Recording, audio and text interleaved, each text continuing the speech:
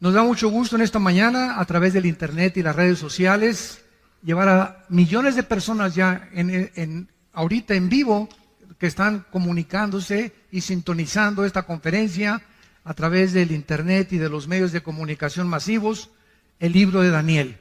Y nos encontramos en el capítulo 9. Todos ustedes que les interesa el estudio profundo de la profecía, las conferencias anteriores desde el capítulo 1, las tenemos grabadas, las pueden ustedes conseguir a la salida, para que tengas toda la colección de todo el libro de Daniel, capítulo por capítulo. En este capítulo 9 de Daniel, para poder tener un poco de base, y de los que no están todavía en el momento en el que se llevan a cabo las circunstancias del capítulo 9, Daniel estaba bajo el imperio de los babilonios y bajo el imperio de los persas. Fueron los imperios que se profetizaron en el capítulo 2. Y como yo les decía hace algún tiempo a un foro de ateos, la historia demuestra que Dios existe.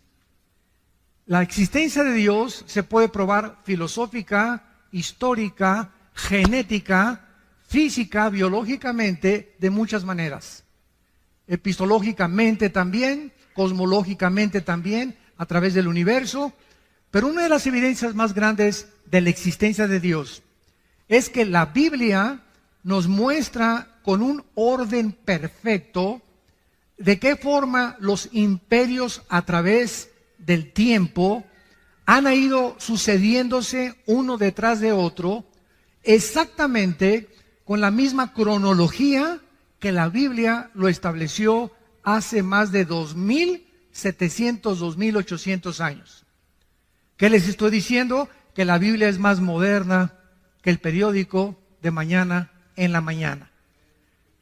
Daniel se encontraba hace 2.500, 2.600 años en lo que ahorita es Siria e Irak. Precisamente donde está la olla hirviendo y donde ahorita está a punto de estallar una tercera guerra mundial, que no sería la tercera guerra mundial desde luego. Pero Daniel se encontraba en esa zona geográfica históricamente, y la misma arqueología ha demostrado que las evidencias, los reyes, los lugares geográficos que la Biblia menciona, los nombres que la Biblia menciona, todo ha sido comprobado a través de la arqueología y de la antropología, de una manera y con una evidencia sobrenatural. Entonces Daniel se encontraba ahí, y entonces él lee el libro de Isaías capítulo 25, porque Jeremías fue antes que Daniel, y Jeremías había profetizado que los judíos iban a estar en Babilonia exiliados o cautivos 70 años, y que al acabar la cautividad babilónica se les iba a permitir regresar a Jerusalén. Daniel fue uno de esos cautivos, que fue llevado en el año aproximado 585, 586 antes de Cristo a Babilonia por el rey Nabucodonosor. Entonces Daniel comienza a leer a Jeremías y descubre que está a punto de terminarse la cautividad babilónica, que los 70 años se iban a acabar ya, y comenzó Daniel a preguntarse: ¿y ahora qué va a ser de nosotros? ¿Cuál es tu plan, Señor, para nosotros? ¿Qué, ya has dejado a Jerusalén o nos vas a volver a disciplinar? Entonces Daniel se pone a ayunar y hace un ayuno de verduras y de agua nada más durante 3 semanas. En el momento en que Daniel se hinca a comenzar a preguntarle a Dios a través del ayuno para sensibilizar su espíritu, ¿qué es lo que Dios quiere para el futuro de Jerusalén? Dios manda un ángel desde el cielo para que baje a la tierra a traerle el mensaje a Daniel. Y la Biblia nos dice en el capítulo 10, cuando lleguemos al capítulo 10, que otro ángel, principado de Satanás, sale a intervenir, a obstaculizar que el ángel enviado por Dios llegara a la tierra y le diera el mensaje a Daniel. Entonces vemos en la Biblia que existe en el mundo espiritual que nos rodea un conflicto, una guerra cósmica que es real Y todos los acontecimientos que se suceden aquí en este planeta tienen repercusiones espirituales en el mundo invisible. Y el único libro de los billones de volúmenes de literatura que existen en las librerías, el único libro y de los que se consideran sagrados o religiosos, la Biblia es el único libro que nos muestra qué se encuentra detrás de las cortinas en el mundo espiritual. Ni el Tripitaka de Buda, ni el Ramayana de los Vedas, ni el libro del Mormón, ni el libro del Corán del Islam, ningún libro sagrado que tú menciones menciona las profecías y la certidumbre con la que la Biblia nos muestra el futuro. Muy bien, entonces viene una guerra y está el ángel ahí peleándose en el espacio, y en eso el ángel de Dios pide ayuda para que venga el arcángel Miguel. La palabra arcángel significa el principal o el primero de los ángeles. Y de acuerdo a la Biblia, Miguel es el arcángel que defiende exclusivamente a la nación de Israel. Está comisionado Miguel para poder defender a Israel. El de México no es Juan Diego, ¿eh? Porque alguien me preguntó hoy en la mañana eso. Dije, no, espérame tantito, ¿verdad? Ni siquiera históricamente ha sido comprobada la historia de Juan Diego. Bartolomé de las Casas, que fue de los misioneros más antiguos en el siglo, ¿verdad? 1600, 1700, que se supone que pasó este milagro, ¿verdad? Ni siquiera lo documenta en ninguno de los escritos que existen. Bueno, pero no vamos a ocupar de eso. Entonces viene una guerra espiritual. Y vemos nosotros que cuando los cristianos oramos, en el momento en que cierras tus ojitos, así como a la vez, puede estar en VIPs, puede estar ahorita, ir manejando, o en el momento que tú mandas un telegrama a Dios, o haces contacto con Dios cuando dices, Jesús, o Padre Santo que estás en el cielo, te pido que mi hijo que ahorita se acaba de ir, te pido ahorita que voy a llegar, dame sabiduría, te pido por esto, te pido por aquello, llévame con lo que tú quieras orar. En el momento en que tú te pones a orar, se desata una guerra. Se desata una guerra.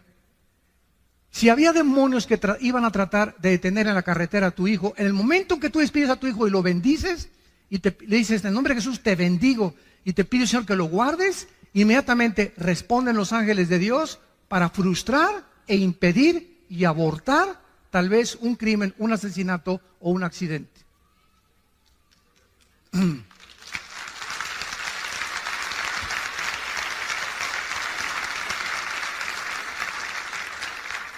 Finalmente, ¿verdad? El ángel llega a la tierra en lo que es ahorita Irán e Irak. Irán en la Biblia aparece con dos nombres. Irán aparece con el nombre de Elam, que todavía es una provincia que está en frontera con Arabia Saudita, e Irán aparece con el nombre de Persia. En 1935 se le cambió el nombre de Persia a Irán.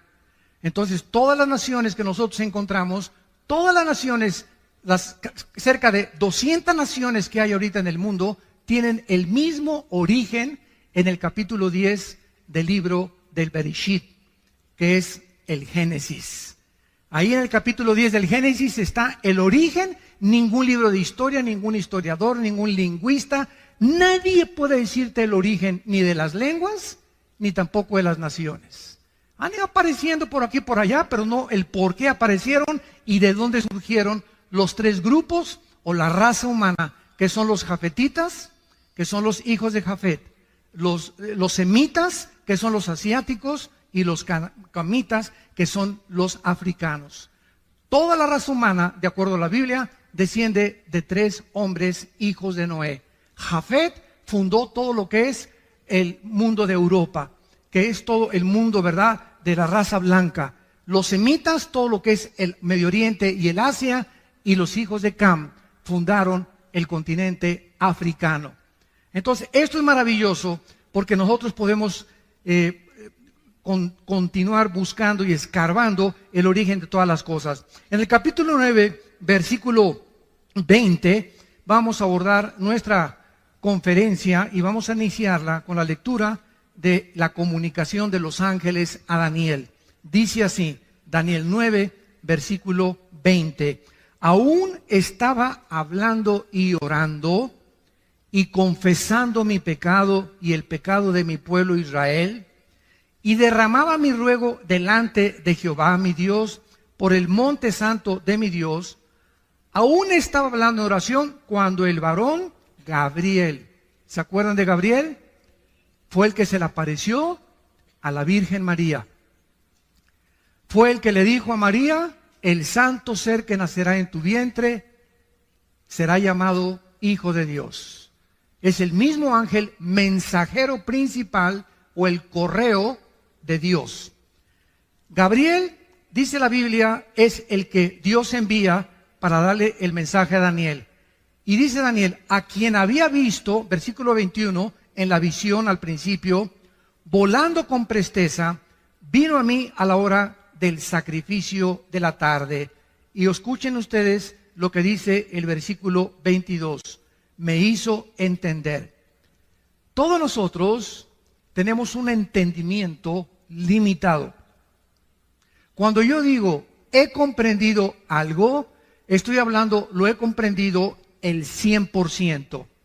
Pero cuando nosotros hablamos de Dios, es un ser o un ente incomprensible. Dios no puede ser comprendido el 100% por ningún ser humano. El conocimiento o la comprensión que podamos nosotros tener de Dios, de acuerdo a lo que calculó Alberto Einstein, un científico alemán nacionalizado norteamericano antes de la Segunda Guerra Mundial, dijo que tal vez el coeficiente intelectual del ser humano alcanzaba un 7 o un 8%. Así que parece que perdimos el 95% del entendimiento y la comprensión del mundo espiritual y del universo. ¿Cuándo fue esta pérdida? En la caída del huerto del Edén por Adán y por Eva. Cuando Adán y Eva se rebelaron contra Dios, el ser humano murió, se separó espiritualmente de Dios y su ADN, ácido de la información genética que traemos en cada una de nuestras células, se descompuso, se deterioró, se corrompió. Y de Adán a nuestros días, los seres humanos nacemos en un planeta y lo primero que hicimos es ontoy. ¿Qué estoy haciendo aquí? ¿De dónde vengo? ¿Quién hizo el universo? ¿Hacia dónde voy? Y entonces estas preguntas, como demandan interrogantes, demandan respuestas, el ser humano inventó dos líneas de pensamiento. Una, las religiones. Todas las religiones, sin ninguna excepción, tienen dos factores comunes denominadores. Todas las religiones, sin ninguna excepción, buscan a algo o a alguien, las estrellas, las pirámides de Teotihuacán, la fuerza, el dios Sol, Neptuno, como tú quieras, buscan algo para poder congeniarse con esa fuerza invisible sobrenatural a través de las buenas obras. Todas las religiones enseñan, llámese mormonismo, catolicismo romano, judaísmo, todas enseñan que tienes que hacer algo bueno para ganarte al cielo. Y además, todas las religiones invocan o apelan a los sacrificios. Y vemos a la gente pues cargando cruces, yéndose a rodillas a la villa, golpeándose la espada con pales, etcétera, etcétera.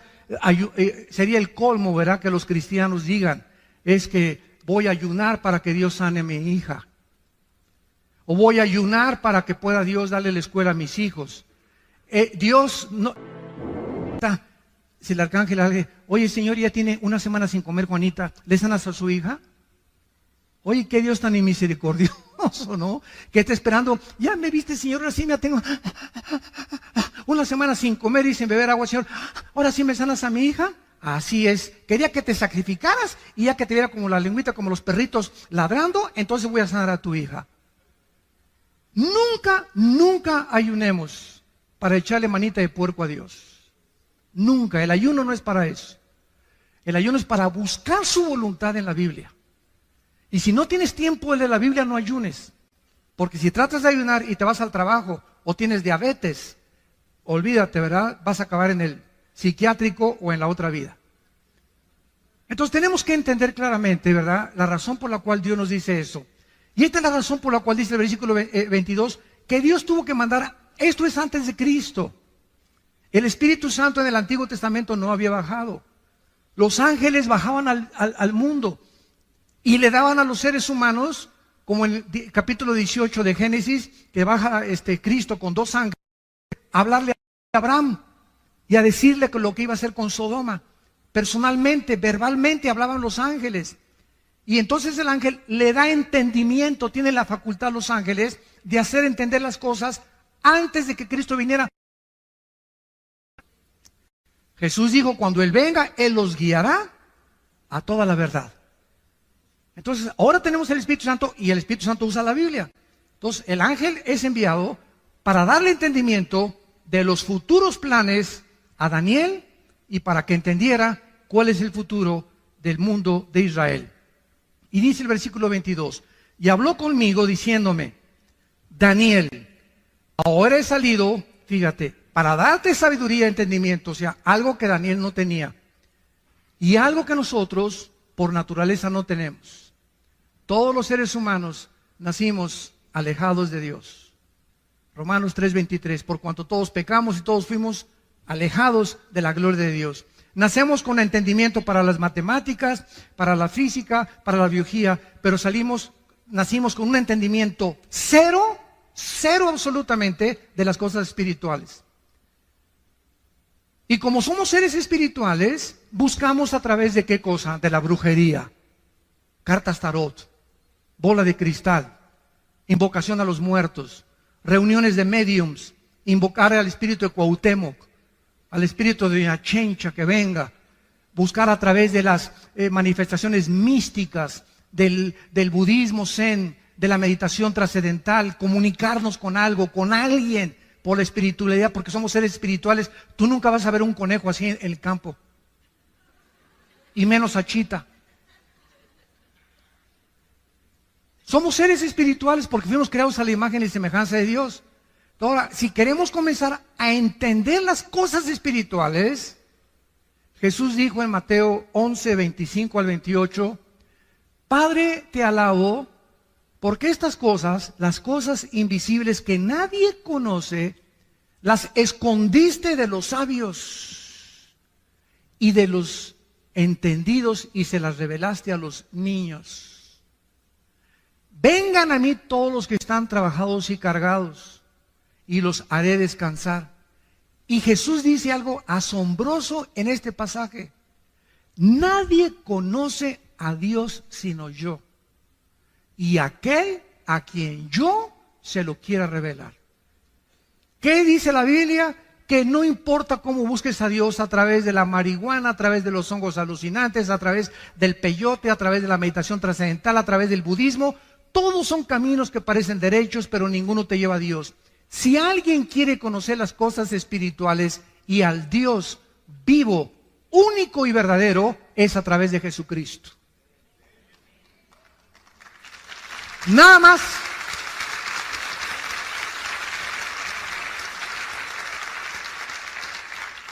Él descendió del cielo, precisamente, dice Juan 17, versículo 3 y 4, tú me diste, Padre, el poder de bajar al mundo donde están todos estos seres humanos con un entendimiento de un 5 o 6%, completamente ciegos de lo que es el mundo espiritual, de ti, Padre, y de todo lo que pasa en sus vidas, de dónde vienen, quiénes son, a dónde van. Y tú me has dado a mí el poder de bajar al mundo y darles vida eterna.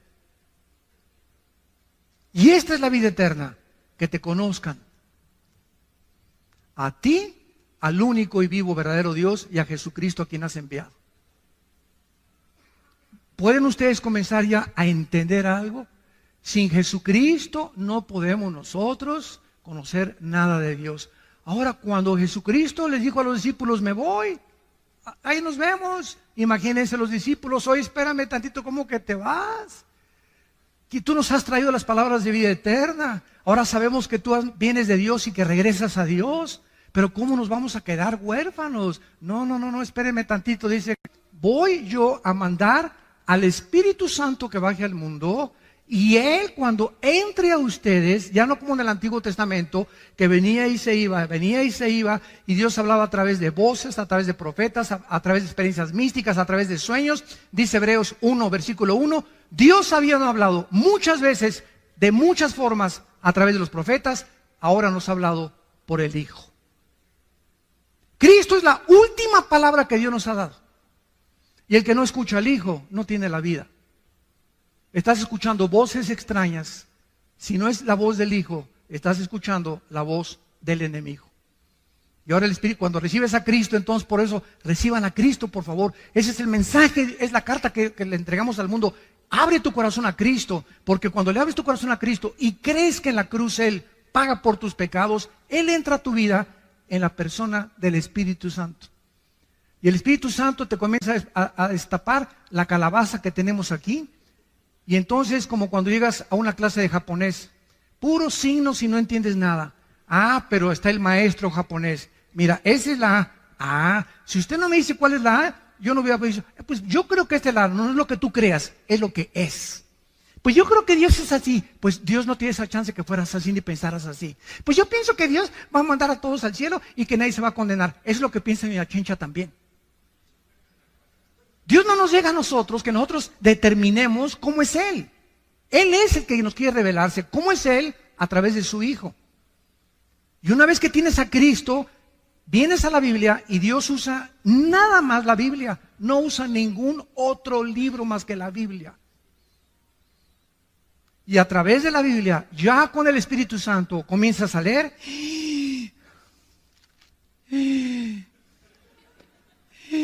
Ah, caray, híjole, qué tremendo. Y comienza sin que te des cuenta a entrar algo, porque ese espíritu, la palabra de la vida, a tu vida, comienza a lavarte, como dijo una persona, a usted le lavaron el cerebro y le dije, y bien que lo necesitaba.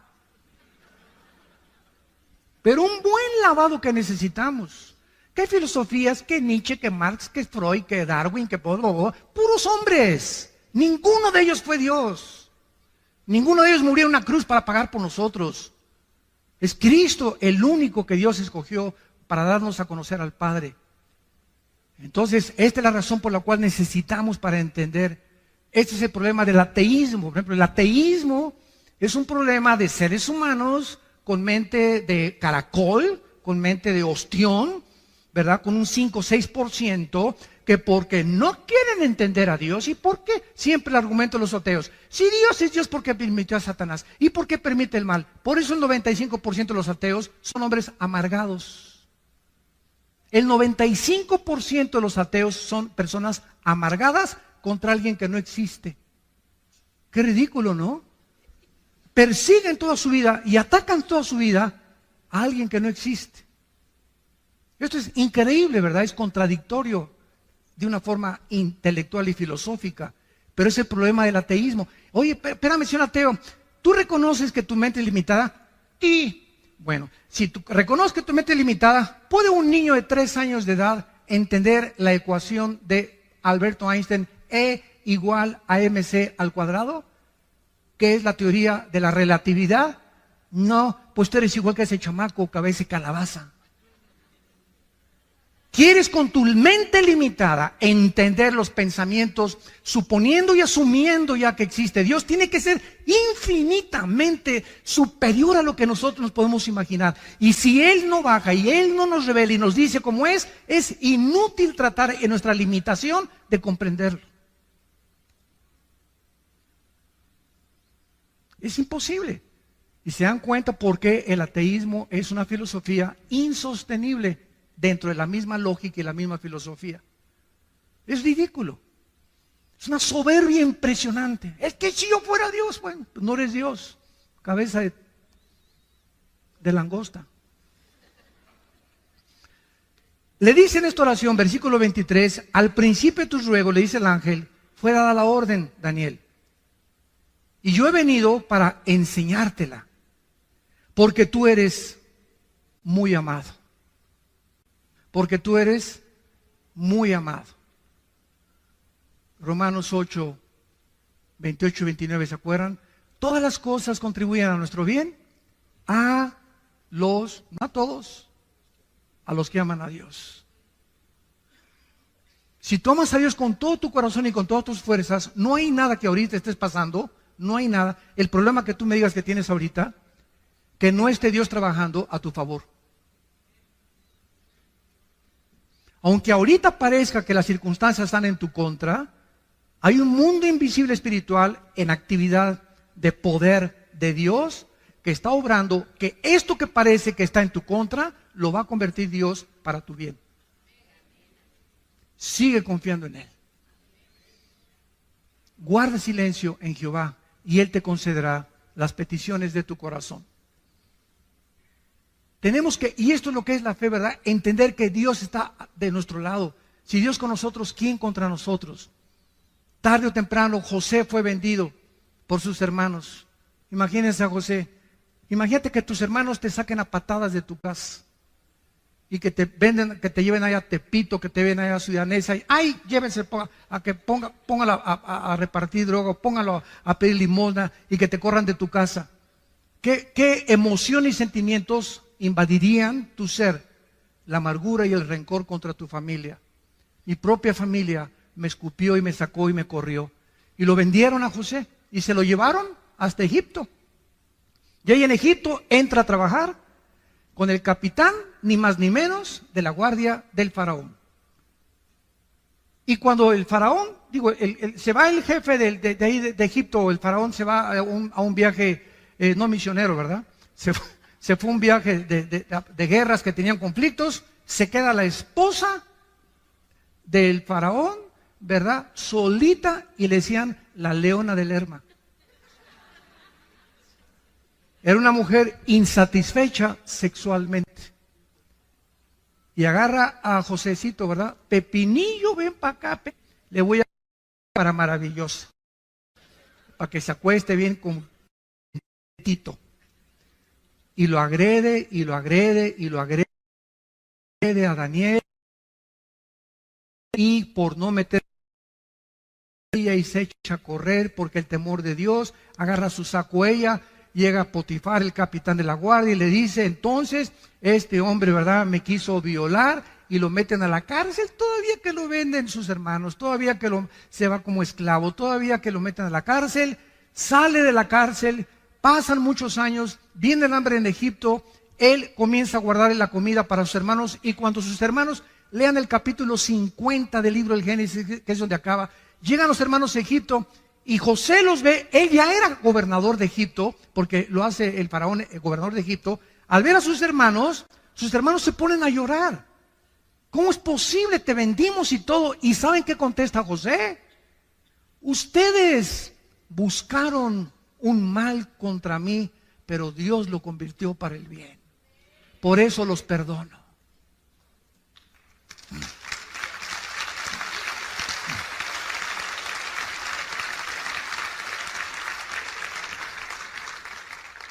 Cuando confiamos en Dios, no tengo nada contra ti. Ese es tu problema. Si tú tienes problemas conmigo, pero yo yo no tengo nada absolutamente contra ti. Ese es el secreto más grande, porque dice Santiago capítulo 4 que Dios da gracia a los humildes. Muy bien.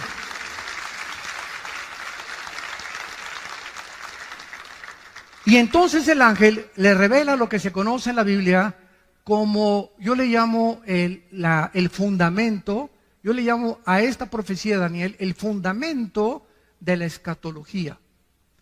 La palabra escatología, para los que no sepan, viene de dos palabras, escatos y logos, que significa el conocimiento de las cosas del futuro. Entonces, un escatólogo es una persona que se dedica a estudiar profecías. Entonces, el fundamento de la Biblia, o sea, nadie puede entender Apocalipsis, nadie puede entender Ezequiel, nadie puede venir y decir, pues yo creo que esto significa, sin entender la profecía de la semana 70 de Daniel. Lo que vamos a ver ahorita en 4 o 5 versículos. Es la profecía más espectacular y la que marca toda la cronología de toda la historia humana. Y la que nos hace comprender por qué ahorita Israel es el centro del ataque. Como alguien me dijo, bueno, ¿y ustedes por qué nada más Israel? No nada más Israel. Yo aquí siempre traigo el menorá, que significa la iglesia. El menorá es la iglesia, la luz, somos la luz del mundo, los cristianos. Y aquí tiene 7 palitos. El menorá es el candelero de los judíos con 7 palitos. ¿Por qué? Porque el de en medio es Cristo. Y si los otros 3 de un lado y los otros 3 del otro lado es la iglesia. ¿Por qué? Porque el número 6 es el número del hombre en la Biblia. En la Biblia hay una numerología o una gramática que significa que cada letra tiene un significado bíblico o un significado numérico. Entonces, el hombre tiene el número 6, el 1 es el nombre de la unidad, el 3 de la Trinidad, el 5 es el número de la gracia, el 12 es el número del gobierno, el 8 es el número de la perfección total, etcétera, etcétera. Entonces, el menorá significa Cristo en medio de los seres humanos. Cristo en medio de los seres humanos. Y esto es precisamente por qué Dios usa los números en la Biblia. Vamos a esta profecía, versículo 24. 70 semanas están determinadas sobre tu pueblo y sobre tu santa ciudad. En la Biblia había semanas de días y de años. La palabra 70 es la palabra Shivin Shabun. La palabra semana en el hebreo es la palabra Shabua. Entonces está hablando 70 semanas o 70 años de semanas. Si multiplicamos 7 por 7, 49. En otras palabras, 490 años. Esto es asombroso. Te voy a dar la cronología de los años, Daniel. Hay 490 años para Israel. Y cuando se cumplan los 490 años, yo regreso.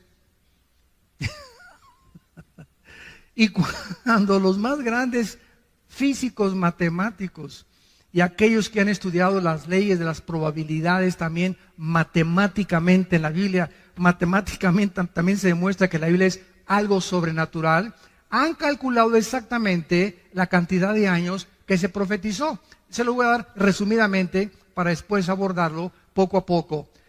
Ya se cumplieron 483 años. Vamos rápidamente a ver, nos vamos a brincar el 24 para darles un resumen. Sabe y entiende que desde la salida de la orden, y dice cuándo comenzar a contar, desde que salga la orden para restaurar y edificar a Jerusalén hasta cuando venga Cristo, desde que se dé la orden para edificar Jerusalén hasta el Mesías príncipe, habrá 7 semanas y 62 semanas, y se volverá a edificar la plaza y el muro en tiempos angustiosos. Y después de las 62 semanas se quitará la vida al Mesías. ¿Quién podría si no es Dios? Hace 2500, 2600 años dejarnos un documento como el que tenemos en nuestras manos y poder profetizar con tanta exactitud para que podamos comprender claramente que solo Él puede poner el orden y los tiempos. Escuchen ustedes, esto es absolutamente tremendo. Aproximadamente en el libro de Nehemías capítulo 2 se dio la orden para restaurar Jerusalén, en el libro de Nehemías. Y del libro de Nehemías hasta el domingo de Ramos. Apúntalo. Que fue en febrero del año 445 antes de Cristo, cuando se dio la orden de restaurar Jerusalén. Y cuando Cristo llega a Lucas 22 al domingo de Ramos, y en un burrito cabalgando, y todos creían que ya viene el Mesías, y de acuerdo a las profecías del reino, el Mesías va a establecer su reino, y vamos contra el imperio romano, y se acabó ya el yugo del imperio romano. Llega Jesucristo en un burrito, no en un caballo blanco como esperaban todos los conquistadores en el tiempo antiguo. Al entrar y declarar la victoria, entraban en caballos blancos. Eso lo hará Cristo hasta el capítulo 19 de Apocalipsis, cuando venga ya venciendo a todas las naciones con nosotros. Llega en un burrito Jesucristo y se para sobre Jerusalén. Y ahí enfrente, en Jerusalén, dice unas palabras tremendas en el capítulo 23 de Mateo, versículo 37. Se los voy a leer rápidamente.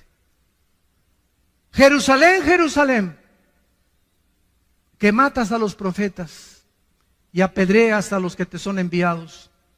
¿Cuántas veces quise juntar a tus hijos, como la gallina junta sus polluelos debajo de sus alas, y no quisiste? He aquí vuestra casa os es dejada desierto. Pero en verdad les digo que desde ahora no me veréis hasta que digáis Baruch Hashem Adonai Eloheinu, que en hebreo significa bendito el que viene en el nombre del Señor. Baruch Hashem Adonai Eloheinu. Y esto lo vamos a ver en la profecía, que es exactamente en ese momento cuando Cristo declara esas palabras, que Dios deja de tratar con Israel. Pero si le sumamos a 483, 7 años son los 7 años que faltan para que se cumpla la profecía de la semana 70 de Daniel. Y estos 7 años serán los 7 años de la gran tribulación. Por eso la iglesia es imposible que vaya a atravesar la tribulación, porque no nos ha puesto Dios para la ira. Si regresamos a Daniel, vemos claramente para quién es esta profecía. Versículo 24, 70 semanas, o sea, 490 años, están determinados sobre tu pueblo y sobre tu santa ciudad, no a la iglesia. Ahí está el conflicto de muchas personas, o teólogos o escatólogos, que tratan de interpretar que la iglesia va a pasar la tribulación, o esto y el otro, simplemente porque no han entendido las 70 semanas de Daniel. Que eso es una profecía exclusivamente para Israel. Dios tiene un plan para Israel. Síganme con cuidado. Dios tiene un plan para la iglesia. El plan de Dios para Israel y el plan de la iglesia son diferentes. Esto se llama dispensacionalismo. Cuando venga Cristo por nosotros en el arrebatamiento, en el momento que seamos sacados, tal vez un año antes, un mes antes, 3 días antes, inmediatamente un hombre en el Medio Oriente va a firmar un tratado de paz entre los árabes y los judíos. Este hombre se llama en la Biblia la bestia, el cuerno pequeño, el anticristo. Y en estos 7 años, supuestamente, él va a traer la paz. Va a venir con una bandera de paz. Apocalipsis 6, el caballo blanco, que es el caballo del primer jinete del Apocalipsis, viene con un arco sin flechas, implicando que viene con símbolos de paz engañadora. Y estos 7 años, la iglesia ya no está aquí. Ya nos fuimos. Adiós, mundo cruel, ya nunca te veré. See you later, alligator. Como dice la canción, ¿verdad? Ahí nos vemos, mundo cruel. Nosotros nos vamos, escuchen esto, y al irse nosotros, mucha gente cree que el Espíritu Santo se va con nosotros. Pero el Espíritu Santo es omnipresente por el amor de Dios. El Espíritu Santo no puede decir aquí no está el Espíritu Santo. Es omnipresente, Él está en todo lugar, en todo momento. Claro que habitando de una forma especial en nosotros los cristianos, desde luego. Pero el Espíritu Santo, Él sigue aquí en la tribulación. Y entonces el Espíritu Santo va a trabajar de manera diferente, porque es otra dispensación. Se llama la dispensación de la tribulación. Antes de Cristo trabajó el Espíritu Santo, venía y se iba, venía y se iba. Crucifican a Cristo en Pentecostés, el Espíritu Santo viene, nos bautiza con el Espíritu Santo, somos llenos del Espíritu Santo, somos regenerados, somos la morada del Espíritu Santo, sellados con Él, hasta el día que resucitemos. Efesios 1, 13 y 14. Y cuando ya resucitemos y seamos transformados y nos vayamos con Cristo, el Espíritu Santo, dice Apocalipsis 7, que va a sellar en las frentes a 144,000 judíos. Y cuando estamos hablando de que en la frente, es porque será algo visible para que sea visto, como lo hacía muchas veces en el Antiguo Testamento. Es otra manera en que el Espíritu Santo y el Evangelio tribulación se llama el Evangelio eterno. Ahorita estamos predicando el Evangelio de la gracia de Dios en la cruz. Y en la tribulación será el Evangelio del reino y de la eternidad. Y los ángeles van a ayudar a predicar a estos 144,000 el Evangelio. Así que nadie se va a quedar sin ningún testimonio. Y estos 144,000 judíos, escuchen esto, ustedes no se imaginan, hay miles de mexicanos de ascendencia judía, miles de italianos, costarricenses, etíopes, de Indonesia, españoles, franceses, ingleses, alemanes. Los judíos están repartidos en el mundo porque no solamente los que están en Jerusalén y en Israel son judíos. En el año 700 antes de Cristo, el imperio de los asirios llegó a Israel y agarró a las 10 tribus de Israel y se las llevó cautivas al norte, a Siria, donde está la guerra ahorita civil.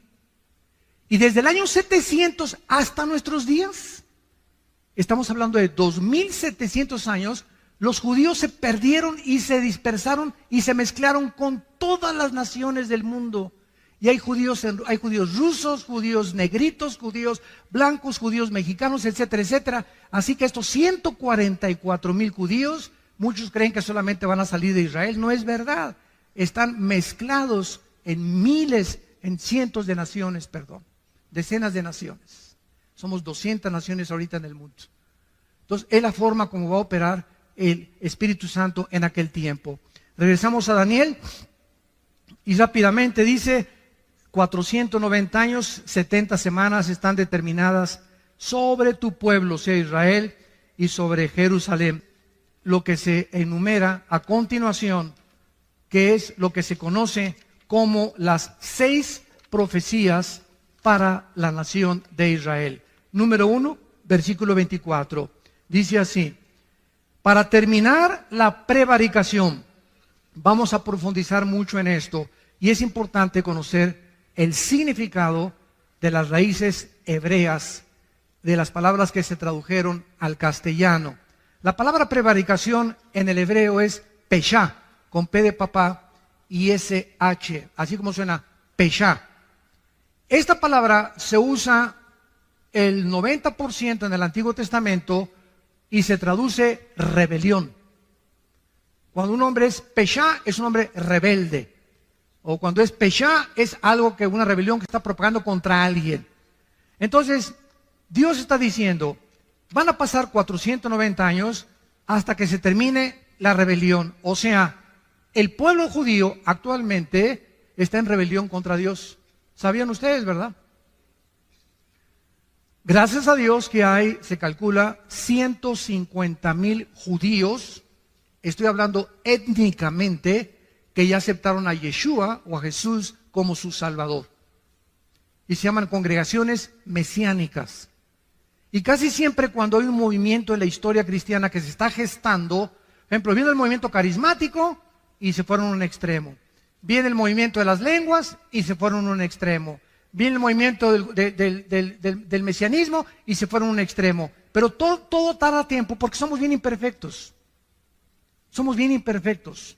Entonces, para que cuaje la gelatina y para que se cocine el arroz, necesita meterse un tiempo, ¿verdad? El pastel se mete a que media hora en el horno y todo tarda hasta que ya sale cuajadito, ya sale cocido, y hasta que esté cocido no se puede comer. Y así pasa con los movimientos en la vida cristiana. Yo me recuerdo en los 70s, yo me convertí en el 74, yo llegaba a iglesias donde Dios sabe que estoy hablando la verdad. Y me agarraban con pinzas la lengua y me la jalaban y me decían: hablen lenguas. Y me jalaban la lengua con pinzas como de madera para que hablen lenguas. Y me daban zapes por detrás. Hable. ¿Cómo hablo así? Menos voy a hablar con esas pinzas en lengua, ¿no? Y después ya llegó al extremo completo, pero ya fue el extremo total cuando dijeron que si no hablabas en lenguas, no tenías al Espíritu Santo. Dios mío, Ave María. Y se aceptó como algo que si no hablabas en lengua no tienes el Espíritu Santo. O sea, la iglesia se divide entre los que tienen y si no lo tienes, no eres cristiano pero sin el Espíritu Santo. Espérame tantito, si soy cristiano tengo el Espíritu Santo, porque la palabra cristiano es ungido pequeño.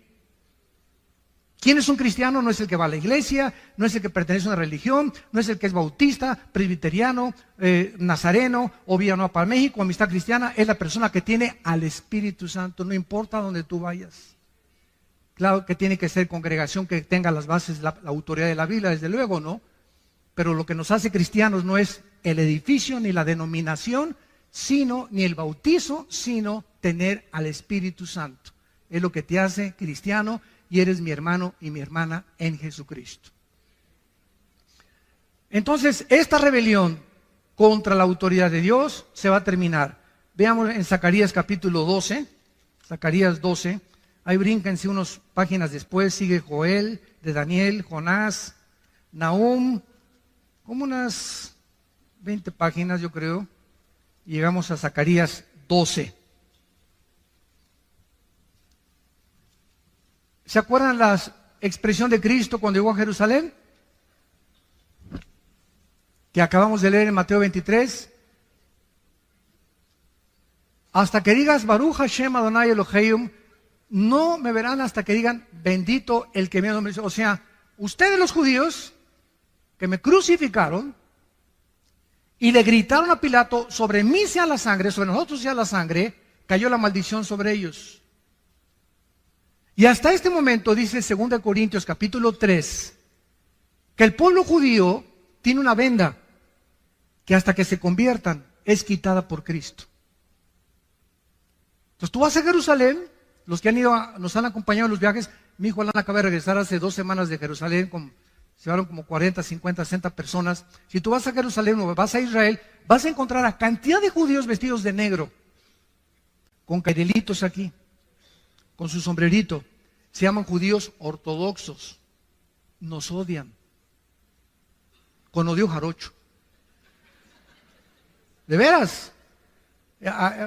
No me acuerdo, hace 4 o 5 años cuando fuimos, que estábamos en la tumba de David y entramos a orar y estábamos así, éramos como 10 hermanos agarrados de las manos dentro de la tumba de David y entró un judío con una talid, así, comenzó a gritarnos a todos y nos comenzó a insultar, etcétera, etcétera, y todos para atrás, ¿no? Y teníamos ganas de descontarlo, ¿verdad? Pero y vamos a dar un buen testimonio, ¿verdad? Y se casó y se salió, ¿no? Pero es enervante para ellos oírnos orar a nosotros y pronunciar el nombre de Jesús. Entonces, ese es el grupo que son los fariseos del siglo XXI. Pero hay cantidad de judíos que ya aceptaron a Cristo como su Mesías. Pero esta rebelión prevalece todavía ahí en Israel. Hay una religiosidad asfixiante en Israel. Asfixiante. Por ejemplo, ustedes saben que estos judíos ortodoxos, o sea, todos los que ven ustedes de negro, todos sus hijos de ellos no van a la guerra, y el gobierno los tiene que mantener. El primer ministro Benjamín Netanyahu hace algunos meses trató de quitar este decreto y hacerlos trabajar, porque no trabajan. Desde que son niños, lo único que hacen es leer la Torah o el Mishnah, que es la ley, los 5 libros de Moisés o el Pentateuco. Y es a lo que se dedican, nada más, la pura leer. Y están siempre, leen y leen y leen. Desde chiquitos crecen eso, no van a la guerra, no trabajan y el gobierno los sostiene para mantener las tradiciones judías. Y es inconcebible, ¿verdad? Es ridículo, ¿verdad? Pero Netanyahu no le aprobaron el proyecto que hizo, ¿verdad? Y no pudo alcanzar nada. En Zacarías 12, dice el 9 al 10, hablando de este día futuro, que es futuro cuando Israel se convierta, y en aquel día, está hablando cuando Cristo venga, yo procuraré destruir a todas las naciones que vinieren contra Jerusalén.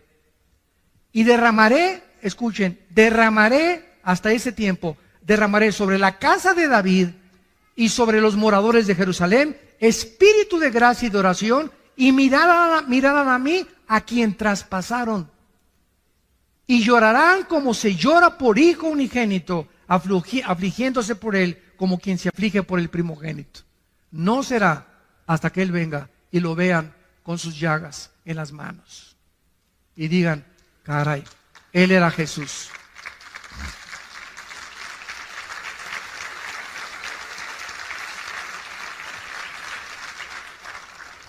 Vamos a continuar con este estudio, pero es impresionante la cronología bíblica, es impresionante el contacto que la Biblia nos da con el mundo que nos rodea, con lo que está pasando ahorita en el mundo con las naciones, y la comprensión que el Espíritu Santo nos da a los cristianos, que la gente privilegio que experimentemos, que nunca se manifieste en orgullo, nunca, nunca, nunca, porque pierdes la gracia de Dios. Que este privilegio, esta experiencia que tenemos de tener a Dios en nuestras vidas, nos humille al contrario, y saber que es por la gracia que yo cada semana mínimo le digo a Dios, Padre, ¿de dónde me sacaste? Me acuerdo de dónde me sacó Dios. Cuando yo me convertí, yo no era nadie. Estaba en el suelo, en el lodo estaba, revolcándome en la cochinada. Ahí estaba yo. No merecía ni el perdón de Dios, de todas mis maldades que hice.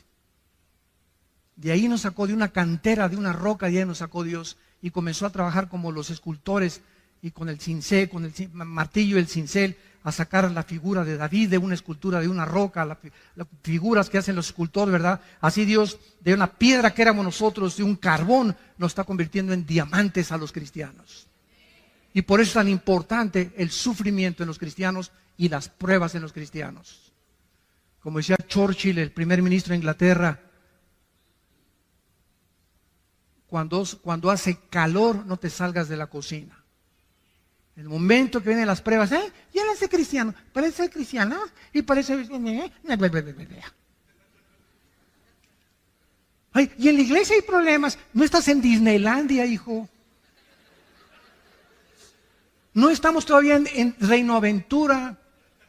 En la casa, en la iglesia, no hay ninguna iglesia perfecta. Todos está trabajando Dios con nosotros, con todos nosotros. Tenemos que tener paciencia y aguantar, porque nos está forjando a través de este fuego y purificando nuestros corazones a través de las pruebas, para que pueda brillar la paciencia y la fe brillar con máximo esplendor, porque es lo más valioso que tenemos, la fe que Él nos ha dado en su Hijo Jesucristo. Oremos. Padre, gracias por tu palabra en esta mañana, en esta tarde también. Gracias por la esperanza bienaventurada que aguarda nuestro corazón de ver a tu Hijo en persona. Que cuando Él ascendió al cielo para despedirse de sus discípulos y comenzó a elevarse en el aire, los ángeles aparecieron y les dijeron a los apóstoles: ¿por qué miráis así al que se va? Porque exactamente como se va, regresará físicamente a establecer su reino entre ustedes. Y en aquel día secará vuestras lágrimas. Y en aquel día será como la mujer parturienta, que durante 9 meses ha sufrido. Y cuando el niño viene ya al mundo, se rompe la fuente, los dolores aumentan, pero cuando tiene esa criatura en sus brazos, todavía dice que venga el segundo o el tercero. Pero ese niño en sus brazos le hace olvidarse de todo lo que pasó, por el gozo de tener a su hijo, que finalmente está con ella, o a su hija. Y cuando tú vengas, esto le dijiste a los discípulos: así será con ustedes. En el mundo tendrán aflicción, pero confíen, yo he vencido al mundo. Y cuando yo venga, vuestras lágrimas se convertirán en gozo.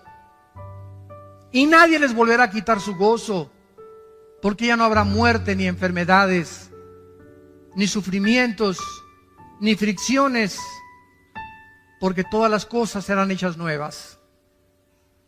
En esta mañana, Dios te invita a que vengas a su Hijo Jesucristo.